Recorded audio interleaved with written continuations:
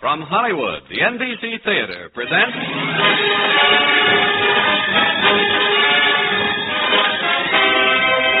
Screen Directors Guild assignment. Production, Hired Wife. Director, William Seiter.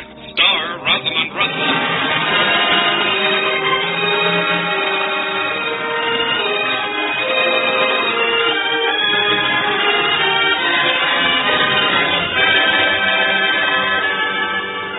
This is the Screen Directors Guild presentation of Life as It Is Lived by a Private Secretary. The comedy, Hired Wife, starring Rosalind Russell, and introducing the director of the film, William Seiter.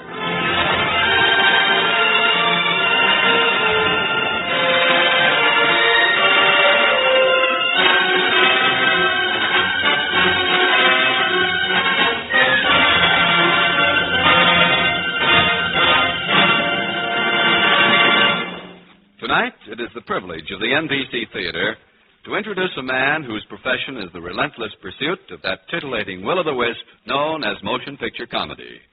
The hunt has been a remarkably successful one, for as a screen director, he has employed his unusual abilities to create some 175 films, most of them designed for laughter. You've seen his director's credit on such pictures as Roberta, Up in Central Park, The Affairs of Susan, One Touch of Venus, and tonight's story, Hired Wife. Ladies and gentlemen, Mr. William Seiter.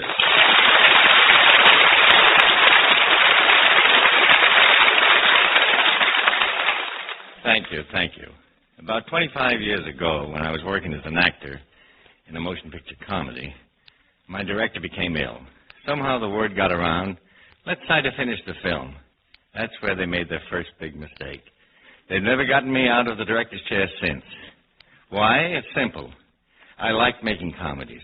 I like making people laugh. What do they laugh at? Well, maybe after another 25 years of directing, I'll know for sure. But for now, all I can do is guess. For instance, I took a guess on a story, Hired Wife, and a character named Kendall Browning, a private secretary. Rosalind Russell seemed to be a natural for the part. Kendall Browning was employed in New York by Stephen Dexter, the Stephen Dexter Cement Company. With her horn-rimmed glasses and poised pencil, she was efficiency personified. Her boss was sublimely unaware that his perfect secretary was also a beautiful woman. And, of course, Kendall was in love with him. But every spring, she watched him go off in a romantic toque, come home with his heart in a sling. So one April, when Stephen had fallen into the clutches of a man-eating blonde named Phyllis Walden, Kendall decided to take matters into her own hands. What happened to that is one of the reasons I like making comedy. Oh, Kendall. Yes, Mr. Dexter? Phyllis Walden, the model, will be dropping in to discuss an advertising contract. Yes, Mr. Dexter. Please show her in as soon as she arrives. Very well, Mr. Dexter. Phyllis Walden. Miss Cement Bag of 1949. I've got a good mind to toss her out on her shell-pink ear. Yes? Phyllis Walden is here to see Mr. Dexter. Tell her that Mr. Dexter will see her right... Oh, no. No. Send her in to see me. I'm probably going to hate myself for this in the morning. You're Stephen's secretary? Yes. I'm Kendall Browning, Stephen's private secretary. I'm Phyllis Walden. Miss Walden, I've some bad news for you. Oh?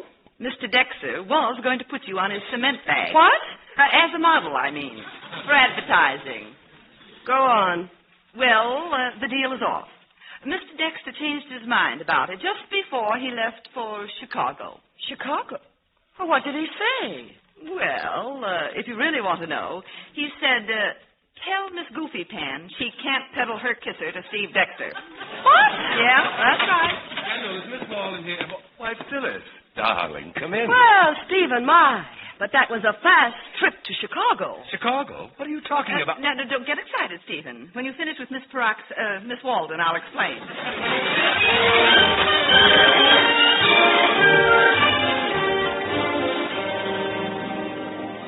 I still can't understand what made you say those things to Phyllis Walden. She was so upset I had to take her home. Phooey. What? I said phooey. Now, that's a fine attitude. It was for your own good. Every spring, your young man's fancy lightly turns to thoughts of man-traps. 2 years ago, it was that Hoboken redhead. Last year, it was Never mind.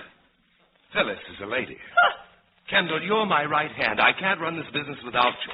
But stay out of my private life. All right. I'm tired of doubling as a nurse for a juvenile delinquent anyway. Kiddies, end of round one. Come in, Roger. Either of you want a good lawyer? My secretary here objects to a young lady of my acquaintance. The great love of his life. He saw a picture in an advertisement for a new model automobile and went all gooey. Yes, I did. He was fascinated by the automatic rumble seat. If you kiddies really want to fight, save it for the board meeting at the General Cement Company. Oh, that's right, Stephen. We're due there in half an hour. Those cutthroats are sore at you, boy. They'll pull every legal trick in the book to get you out of business. Get your notebook, Kendall. Right away. Come on, Raj, and sharpen that keen legal mind. We're going to need it.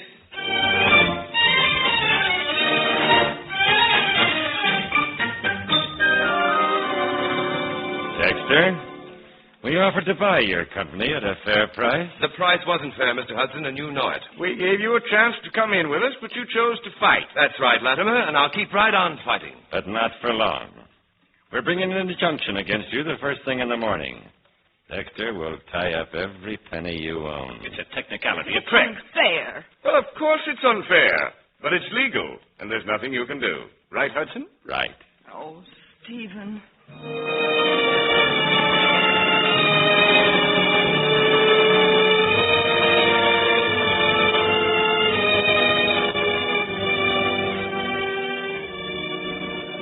Well, take a good look at the office. The Stephen Dexter Cement Company is on the way out. We'd better take home a few sacks. I hear they make good tents. Please now, Roger. Isn't there something we can do? No, they'll tie up every cent in your name. Too bad you aren't married. That's it. Stephen, you've got to get married. What? You mean him? Married? Sure. I'll put every last penny, every sack of cement, even your house, in your wife's name. Oh, there must be some other way. It'll just be a formality. After a few weeks, you can get a divorce. Stephen, it's a wonderful idea. All you have to do is find a girl you can trust. Someone who understands your problem. Someone close to you. Kendall, you're right. And you know who she is. Oh, Stephen. Come on. You'll have to be married tonight. You can't do that in New York, so you'll have to fly to Charleston. Oh, I'll have to go home and change my clothes. Why? For the trip. Why do you have to go? Stephen, who are you going to marry? Well, who do you think? Phyllis Walden. What? Now let's get busy. I'll make a list of all my property. Rogers, draw up papers transferring everything to my wife. Miss Howard? Yes, sir. Get 2 reservations on the next plane for Charleston. And Kendall, go ask Phyllis Walden to marry me. What? I'd ask her myself, but I haven't got time. Oh, what do you want me to do? Drag her here by the hair of her phony eyelashes? Please, Kendall, I need your help. You don't need me. You need Dorothy Dix. Well, you know how to talk to another woman, Kendall. You can explain. Yeah, sure. Yes, I certainly will.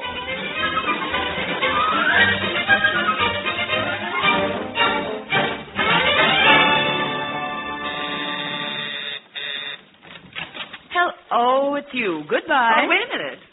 Mr. Dexter sent me. Well, come on in. I'm dying to hear what you have to say. Your lies are so corny, they're fascinating. This will knock you out. Mr. Dexter wants you to marry him tonight. He does. Well, I hardly know what to say. Well, you might try a simple yes or no. Now, look, Walden. I'm not batting for Cupid. This is strictly business. Whose business? Yours. This can put you within spending distance of a very serious sum of sugar. Go on, I'm listening. Stephen will be waiting at the airport at 5 o'clock. Flying to Chicago again, I suppose? No, Charleston. How nice. I've never been married in Charleston.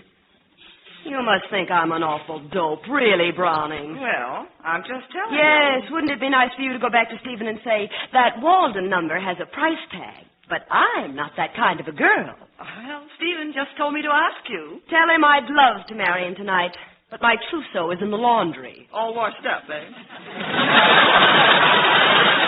Well, little Kendall has done her duty. I'll tell him, Walden. Brother, will I tell him?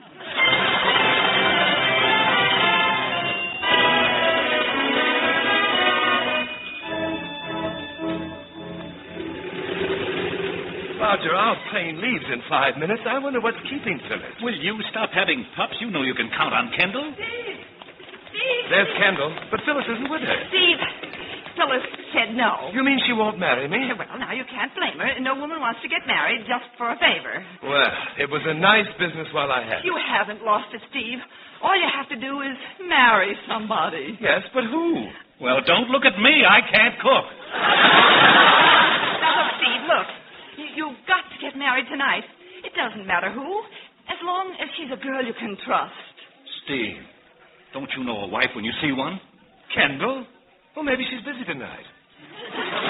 Well, I really had planned to read another chapter of Little Women. Wait a minute. Now departing gate 5, Mr. Dexter. Kendall, what do you say? Marry me until this trouble blows over? Oh, and this is the romantic moment I've always dreamed about. Come on, husband, let's go. Happy landings. I'll be waiting at your house when you get back.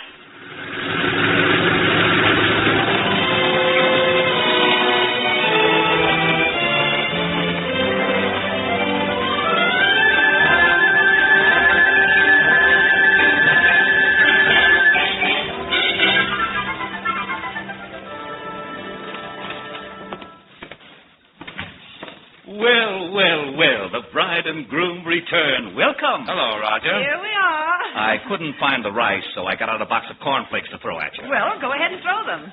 I can't. I ate them while I was waiting. Did you bring those papers with you? Yes, right here. Well, where do I sign? On this line. That does it. Congratulations, Stevie boy. You're now a pauper. I'll have the transaction recorded. If there's anything you need, Stephen, just ask your wife. Good night. Fine friend he is. He didn't even stay to drink a toast to the bride. Never mind. I'll drink it for him. Then you better run along. Oh. Well, I am pretty tired. You're a real friend, Kendall. And thank you for marrying me. You're welcome, I'm sure. Oh, Stephen, let's not kid about it. I know it's just a business arrangement, but it is marriage. I'm glad I didn't know it was going to be like this. Kendall. Yes, Stephen? Right now, I'm rather glad I married you. Oh, no, Stephen, don't. You're my wife. Not because you wanted me. I'm a substitute for Phyllis Walden. Phyllis Walden would be Mrs. Dexter tonight if I hadn't made her refuse your bid. My bid? Yes, the way I put it. I knew she'd turn me down. No one likes to admit that she's up for sale, even if she is. You mean you made Phyllis believe I thought I could buy her? Well, you double-crossing little... Stephen, remember, you're a Harvard man. Stop acting so confounded married. We are, you know. Don't take advantage of a technicality. And go home. Why, Stephen, where am I? Will you please get out of my house? Your house? All right. If it's a fight you want, you'll get one. Stephen, you're in no position to fight. Are you going? Yes, but I'll be back. And in the meantime, don't get any cigarette burns on my rug. Kendall. Yes, Stephen? You're fired. Yes, Stephen. Stephen? What? You're broke. Everything you own belongs to me, Mrs. Stephen Dexter. Good night.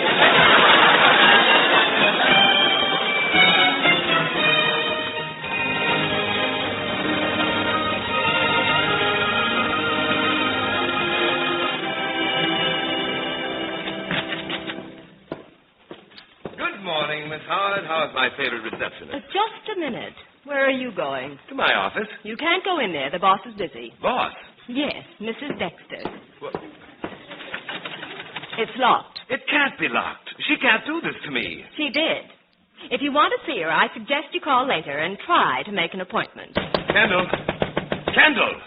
I'll get in if it takes me all week! Kendall!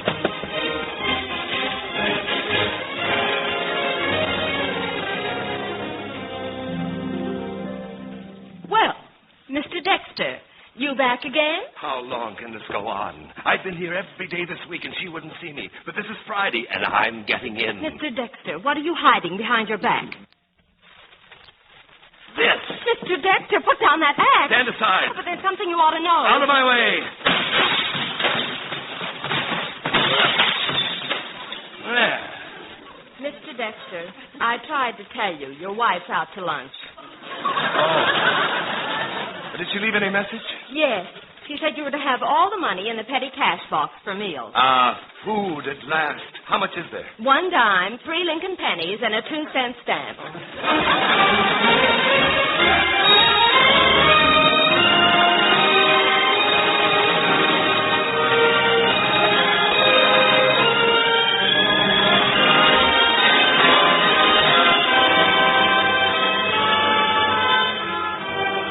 You are listening to the Screen Directors Guild production of Hired Wives, starring Rosalind Russell with Carlton Young as Stephen, and introducing the director of the film, William Seiter.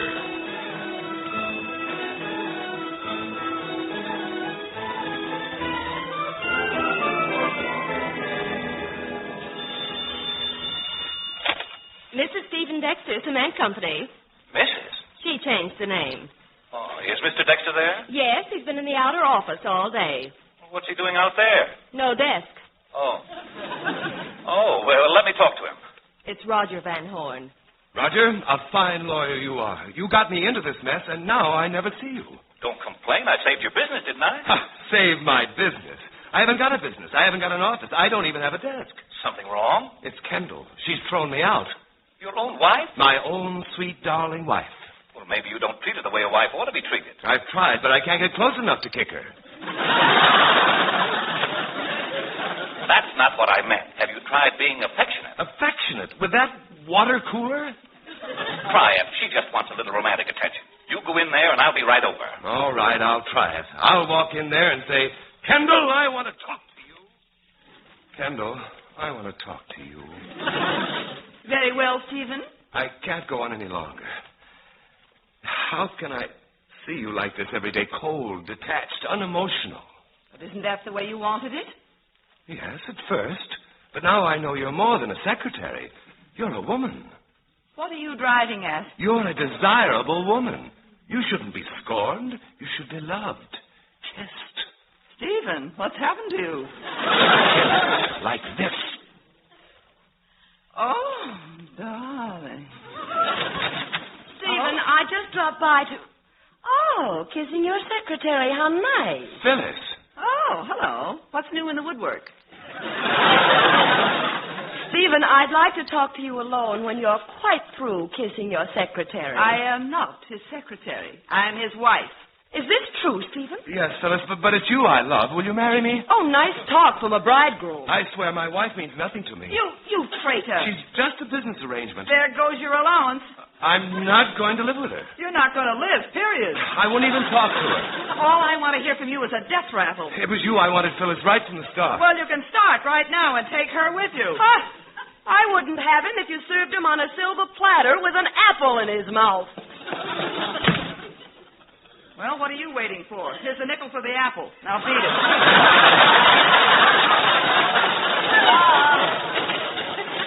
What was that just whizzed by? Out of the way, Roger. Mr. Stephen Dexter is on his way out. Oh, no, he isn't. I've got a surprise for you, kid. Nothing could surprise me now. Oh, yeah? Well, try this on for size. Someone tipped Latimer of General Cement that your marriage isn't bona fide. It isn't. It's an optical illusion. If they can prove that, we're sunk. They're bound to check up on you. Kendall, go home and start packing. Good. Ship her away. Away? Nothing. I'm shipping her to your house. My house? My house? Naturally, your house, your house. Would I move into Roger's house, Roger's house? I don't do it now. That's asking too much. Oh, I don't know. Most newlyweds put up with it. But think of the position it puts me in. Yes, naturally. We Dexters prefer death to dishonor. But what about me? What'll I tell my husband? Not you, the next one I'm going to marry. No. Very well, prudes. I'll see you in bankruptcy court. Now, look, if you're going to be scaredy cats, invite some respectable relative or friend to stay in the house and referee. That's an idea. Roger. Oh, no. Now, wait a minute. You can't do this to me. No.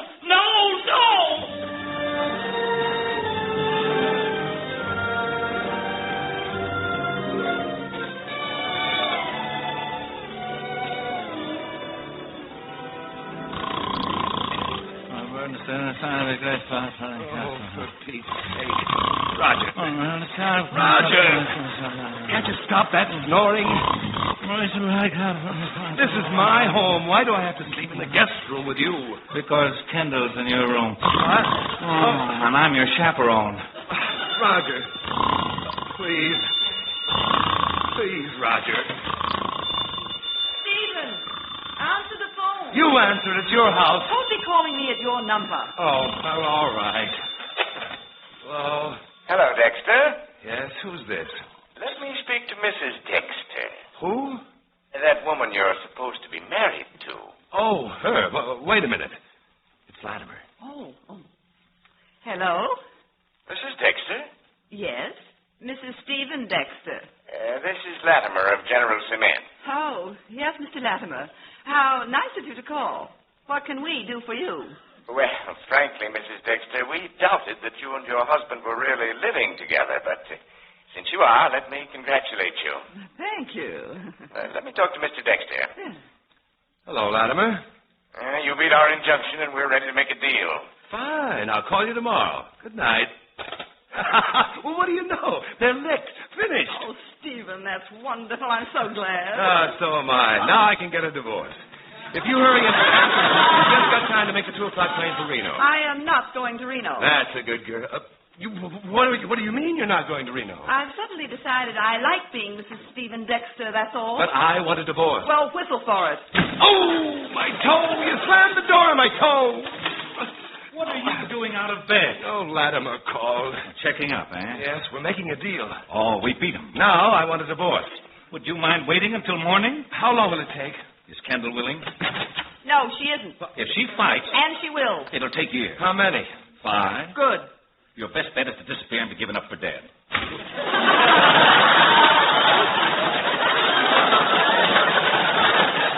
Of course, that's just a curbstone opinion. Now come to bed, Stephen. See? You're stuck with me. So, you like being Mrs. Stephen Dexter, hmm? Well, I thought I did. Come here, Mrs. Dexter. Stephen, don't you dare touch me. I'm going to shower you with all the kisses a wife deserves. Stephen! Steve! Oh, don't! I wish you'd make up your mind. How can I get rid of this woman? Well, not that way, old boy. There is a way, though, an annulment. How soon can I get one? A few weeks. We'll just have to show it to no marriage. Well, you can testify to that. I'll start proceedings tomorrow. Well, Kendall, that closes the book.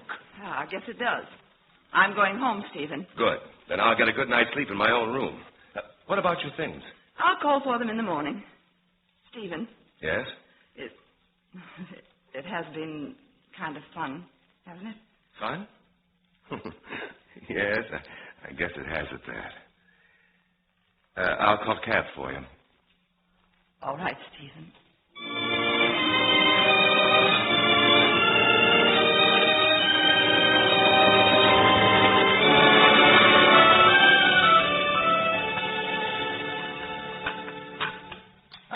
Good morning, Roger. Lovely morning for an annulment. Yeah, only there won't be any annulment. And what is that remark supposed to indicate? You can't expect me, an attorney, to testify that you slept in your own bed last night. But I did, in my own room. Kendall went home. She did? She did. Oh, that's probably her now. Come to pick up her clothes. Good morning, Stephen. Morning, Kendall. I was just talking to Roger here. Can you beat it? He refuses to testify in our annulment because he thought you were in my room last night. He did? Yes. Oh, he did? Well, isn't that a scream? He still doesn't know for sure, does he? Oh, you wouldn't dare. Oh. This is blackmail. So, Kendall, where were you last night? Go on, tell him. You went home and stayed there. I went home and stayed there. That does it. A barefaced lie, if ever I heard one. My best friend stabbing me in the back. Leave your back out of this. Oh, there's the door again. Phyllis. Stephen, dear, I just couldn't wait to come over and straighten out our misunderstanding. Oh, what's she doing here? Having breakfast with my husband. Phyllis, darling, I can explain. You see, Kendall was sleeping in my room, and I couldn't sleep with Roger because he snored. Oh, it's all right, Stephen. Don't bother to explain. You win, Walden. We want you. I quit. And for your information, Roger, I did spend the night at my apartment. Well, that's that. Will somebody pass the sugar. Oh, shut up. Well, now what's the matter? There goes the best secretary a man ever had. Oh, there are lots of secretaries. Not like Kendall. Stevie boy, are you sure you aren't in love with Kendall? Roger, I've been deserted. My wife walked out on me. Now, why in the world would she do a thing like that? Oh, you big dope. You've been crazy about her all along. Good Lord. I'm in love with her. Well, go get her. What are you waiting for? That's what I'm going to do right now. Kendall! Kendall! Don't shout, dear. I'm right here behind the door. Oh, darling. How could I ever let you go? Really, Stephen, you never had a chance. Kendall, will you marry me? But we're already married. Oh, yes. Well, let's go back and kick that chaperone out of our house. Yes, darling. What do we need with a chaperone?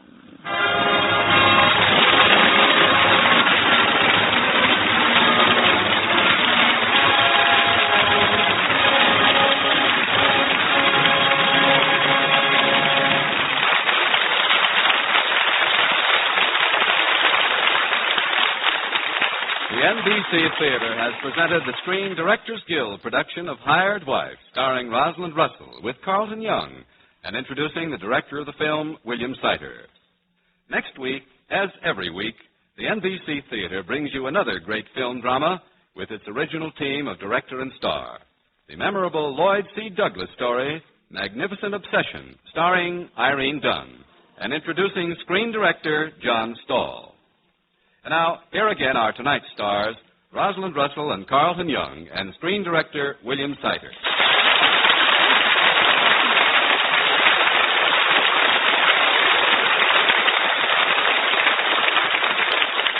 Well, Bill, as a motion picture director, now what do you think of radio? It'd be a great invention, except for one thing. Yes? Well, what's that? Microphones. I'm scared to death of them. Listen to that, Carlton. He was an actor when they used to turn out a whole complete picture in 1 week, and he's afraid of microphones. It's so simple, Bill. All you have to do is talk. Okay, I'll try. Franz, let's talk about your last picture, The Velvet Touch. I thought No, that probably... no. If we're going to talk, I have something else to say. Often the public isn't quite aware of the immense part that you and the rest of all the directors play in motion picture making.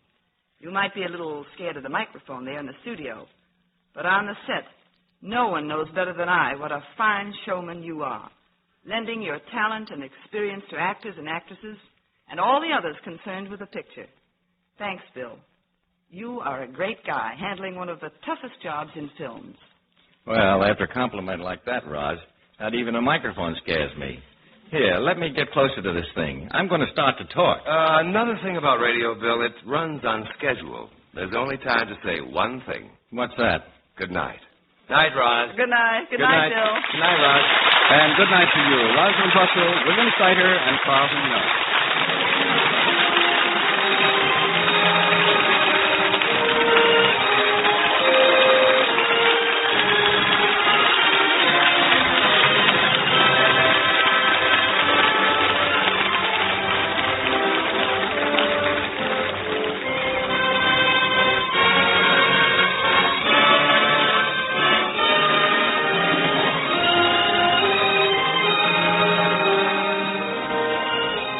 Also heard on tonight's program were Ed Begley, Joan Banks, Fred Shields, Herb Litton, Dan Riss, and Betty Moran.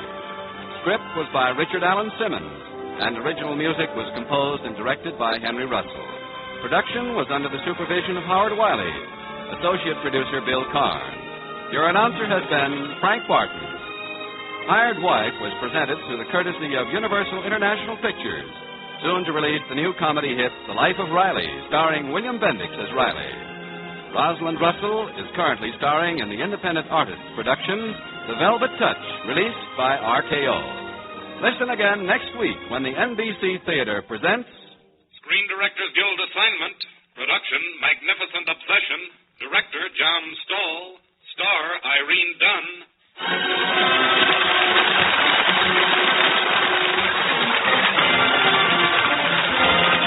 The Screen Directors Guild program comes to you from Hollywood. This is NBC, the national broadcasting company.